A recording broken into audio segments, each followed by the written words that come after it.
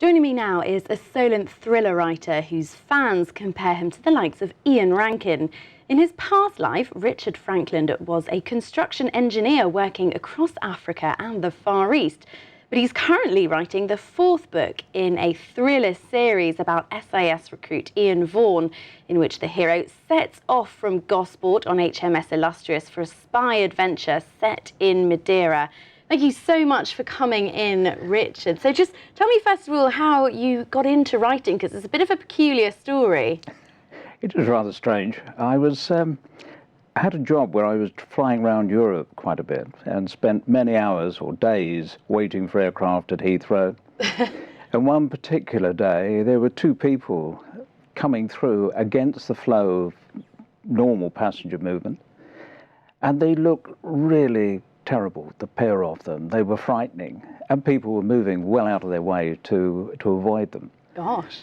And their image stuck with me rather firmly, and I found myself making notes. And the more notes I wrote, they ended up as being the first page of A Cast of Hawks, which was the first book. You couldn't set the plot within an airport, it just didn't work. So I lifted them up and put them onto a small boat, and the plot slowly went from there to quite an inventive attack on America, using small boats as a way of gaining access to the country. And then it just rolled on after the first book, which took quite a bit of time finding a publisher. But after that, the second book seemed to roll on almost by accident. And then we get to Shadows in Sunshine, the latest one, and my hero has gone from being a Mr. Ordinary guy who just got caught up in terrorism to a man selected by SIS to become a spy and receive training. And in Shadows in Sunshine, the latest book, he is there, fully fledged spy, out of training, and sent on his first mission. So, and of course, it didn't happen kind of straight away. You actually started writing. You've missed out this key bit of the story. Yes, you started writing yes. some 20 years ago, and then kind of the whole project got shelved, got put in a drawer, and then what happened? That was it. Well, my work got too much to continue with the manuscript, so that got put in an envelope and hidden, really.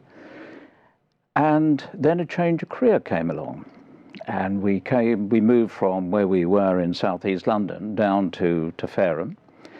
The business took us through until retirement.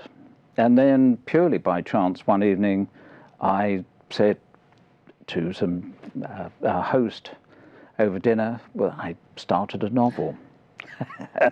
As you do, over dinner. As one does. So then, yes, it all kicked off from there, because they wanted to see what I'd written. And it was only about 5 or 6 chapters.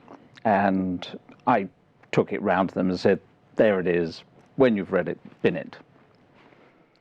And they were knocking on the door. Very next day, and said, you've got to finish this. I thought, gosh, all of a sudden, there you are. You've been given an instruction by a close friend to finish something.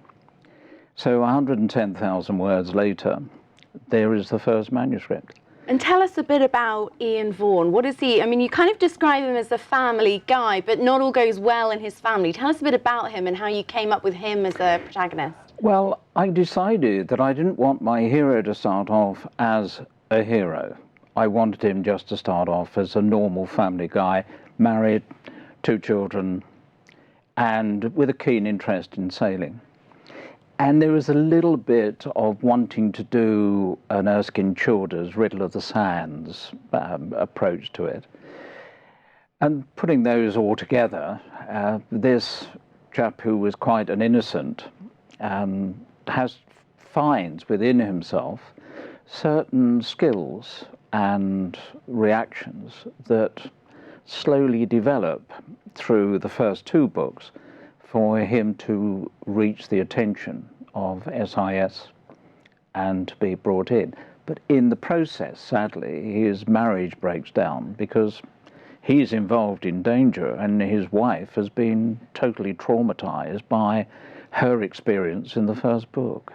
And just really briefly, because we're running out of time, tell me a bit about, because you go into so much detail in the books. I mean, I'm reading through this one of the detail about sailing, about Portsmouth and Gosport, which is obviously where he sets out from, is incredible. And then obviously he goes to Morocco and various places. Tell me a bit about, really quickly, the research that you do. The research really is, I went on board Illustrious, for example, and a lieutenant commander on board, Lusty, took me round, and we actually worked through the plot to see whether it would work on board the ship. Wow, and it did. That's amazing access. That was superb. The Navy were absolutely brilliant, wonderful. Then, well, of course, she was coming up to being decommissioned anyway, so it was not exactly your top secret ship. Okay. Then weeks out in Madeira, for example, and when you get through to Madeira in the book, you'll find that there's details there. If you were to go to Madeira, I would like you to think that you have already visited the country through reading the book. So you're going to pick some nice locations as well for your fourth book, so you can continue going on those lovely research trips. That's the idea, yes. It sounds good. Whether the taxman will wear it or not, I don't know. Well, that's not my department. Richard, thank you so much for coming in, and pleasure. Good luck with the fourth book. We look forward to kind of reading it when it comes out. Thank you very much for inviting me.